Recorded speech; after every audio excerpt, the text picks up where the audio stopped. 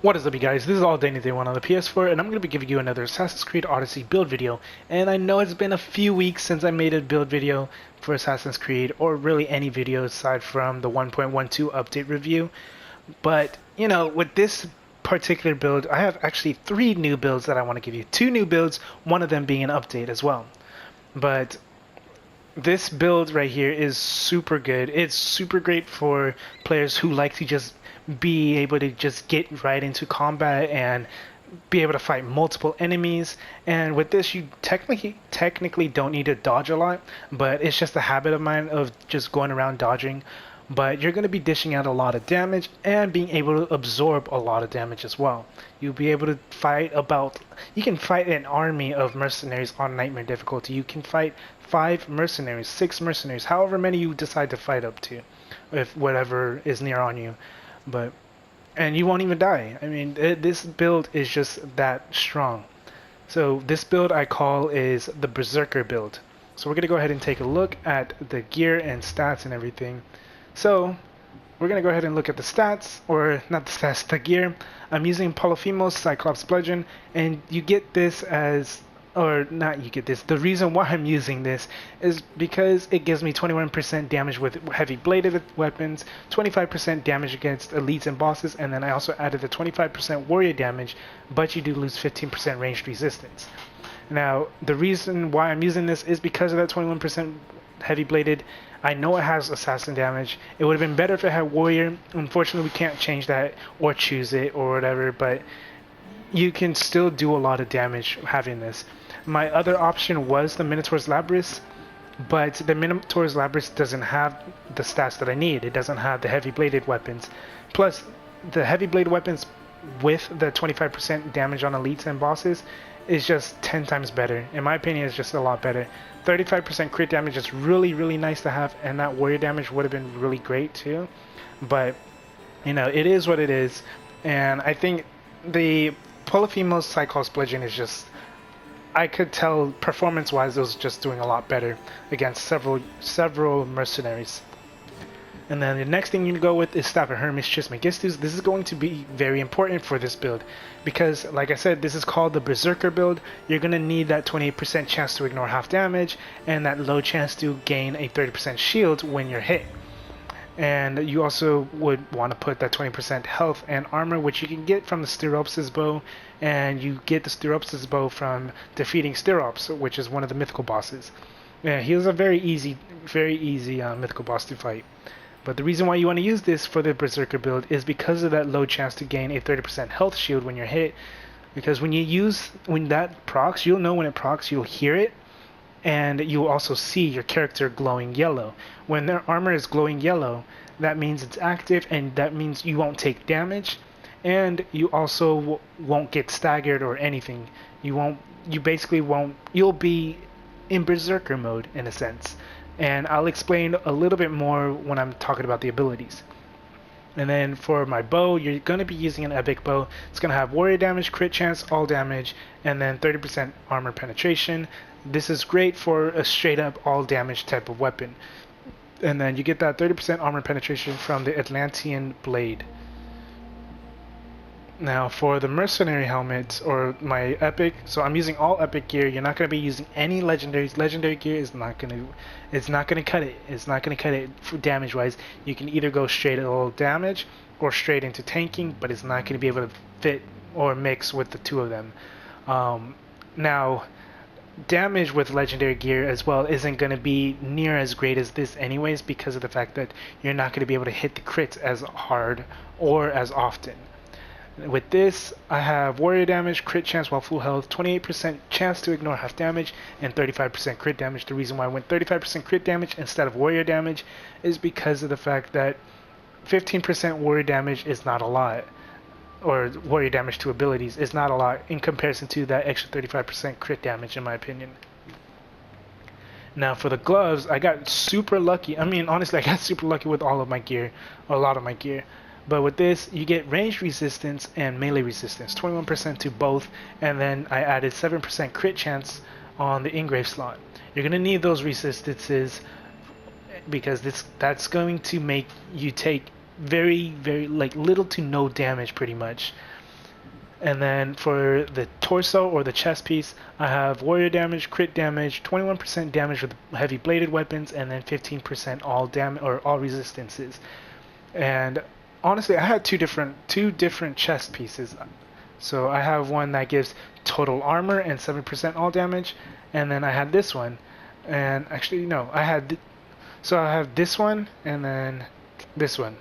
So this one gives 7% all damage, and then this one gives me 35% crit damage. So it's kind of hard to tell which one I want to use more, but I decided to go with more crit damage because it's more crit damage, right? It's just the crit damage is better overall than just 7% all damage. And the reason why you want to go with 15% all resistance is because like the ranged and melee resistance, you're getting that as well. You're getting 15% to ranged, melee, and elemental resistance. And then for the waist, I have warrior damage, total armor, melee resistance, and then I threw on 24% chance to ignore half damage. I don't have it maxed out, so I didn't get it to 28%, but it doesn't matter. You don't need it to even be at 24%. You can get it to 20%, and then, well, technically, no, you do need to get it to 24%. But you get this to 24%, and then you'll be at 100% chance to ignore half damage in total on your stats. And then for the Athenian buskins or your boots or your legs, I have assassin damage, which is unfortunate.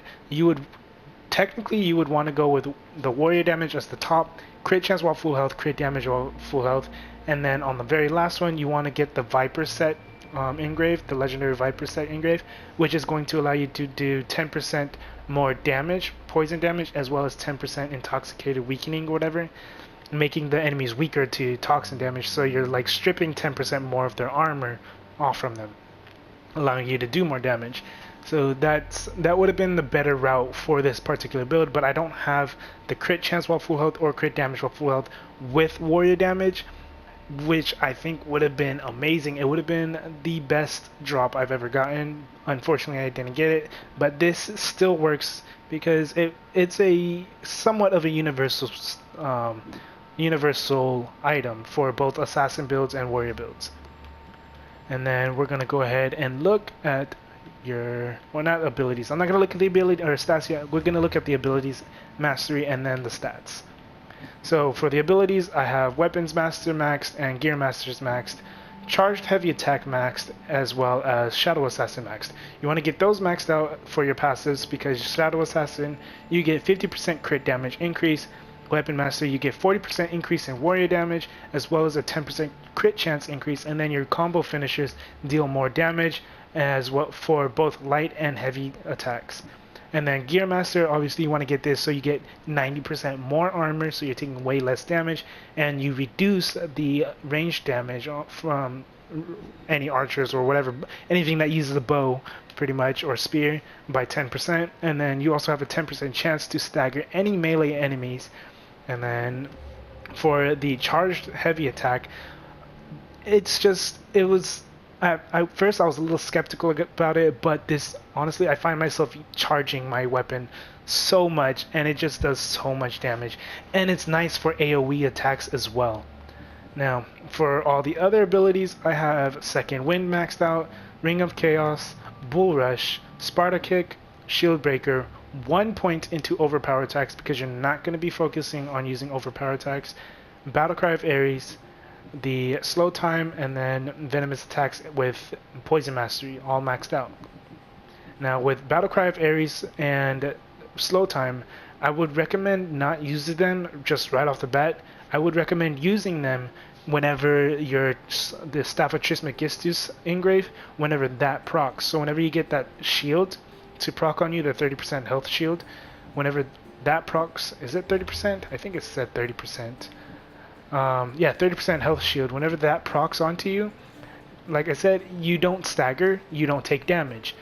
Whenever that procs, use Battlecry of Ares and use slow time, so that way the enemies are slower, you have longer time on Battlecry of Ares, and then, if they do hit you, you still have some time to kind of recuperate. I mean, not necessarily recuperate because you're not going to get staggered or anything, but using all three of those all together basically turns is what makes this into the Berserker build. And then for the mastery, you're gonna go into warrior and assassin. So the way your mastery is gonna work is you're either gonna be putting 8 points, 12 points, or 15 points, or you're just completely maxing out your stat. So 8, 12, 15, or 20. Those are the four numbers you're gonna go for. So for warrior damage, I could only stop at 9 out of 20, or I meant to stop at 8 out of 20. I accidentally put an extra point in. So you want to go 8 out of 20 on warrior damage, 12 out of 20 on heavy bladed weapons, and then you want to go 8 out of 20 with damage dealt restored as health. 8 out of 20 poison weakening effect, 8 out of 20 crit chance while full health. And honestly, I would only stop at 8 out of 20 crit chance while full health because it caps out at 10%. You don't need to have that extra 4%.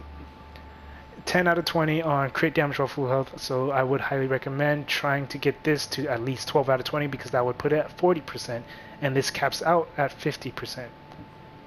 And then 8 out of 20 on damage while full health, 20 out of 20 for chance to ignore half damage, 8 out of 20 on adrenaline per hit, and then 8 out of 20 on damage on elites and bosses.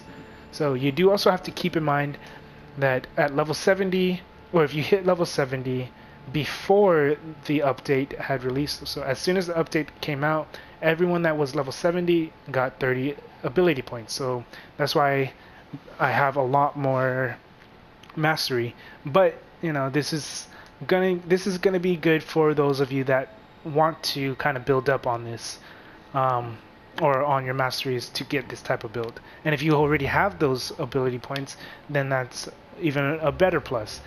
Now, if you do hit level 70 now or whenever, obviously you're going to be missing 30 ability points, so you're probably going to have to, what I would prioritize is going to be warrior damage, heavy bladed attacks, and the damage dealt restored as health, all in the warrior tree. Probably not at 8 out of 20, maybe at like 4 to 5 out of 20 would be something you'd want to go with. Don't worry about the poison weakening effect, because your poison, I mean, it's just adding 3% weakening effect. It's not, it already does like 15 or 20% weakening effect anyways, or 40%. And then you do want to get 8 out of 20 on crit chance while full health, and then you do also want to get 8 out of 20 or higher on crit damage for full health, as well as getting chance to ignore half damage maxed out. And then adrenaline per hit, I mean, you can live without it, but those are going to be the stats you would want to prioritize into.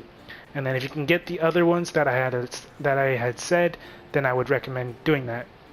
The reason why I also did not put any points into cooldown duration for all abilities is because I don't have the cooldown. I didn't put the cooldown engrave on my weapons, and this maxes out at 10%. 8 out of 20, that's only 6%. 12 out of 20 is, I think, 8% cooldown durations, and yes, and then once you're at 15 out of 20, you're at 9%, 20 out of 20, 10%. So that's a lot of points just for a little cooldown duration reduction. So you would only want to put 8 out of 20 if you have the engrave on your weapon. If you don't have the engrave on your weapon, don't even worry about doing that, because 6% is like maybe half a second cooldown. Now we're going to go ahead and look at the stats. And then after the stats, I'm going to show you some gameplay. So for the main attributes, I have on warrior damage 207.2%, and then damage modifiers, nothing is here. This is mainly for, like, I only look at here for hunter builds. The weapon modifiers, I'm at 66% heavy bladed weapons. Crit modifiers, 29% base crit chance and 170% base crit damage. Now for the full health crit chance crit damage, that's 63% and 266%. Now 266% isn't the best. Obviously, most of my builds are going to be around 400% crit damage and 60% and higher crit chance, but this is still good. You generally want to have at least 50% crit chance while full health and over 200% crit damage while full health. You'll still be doing a lot of damage with that.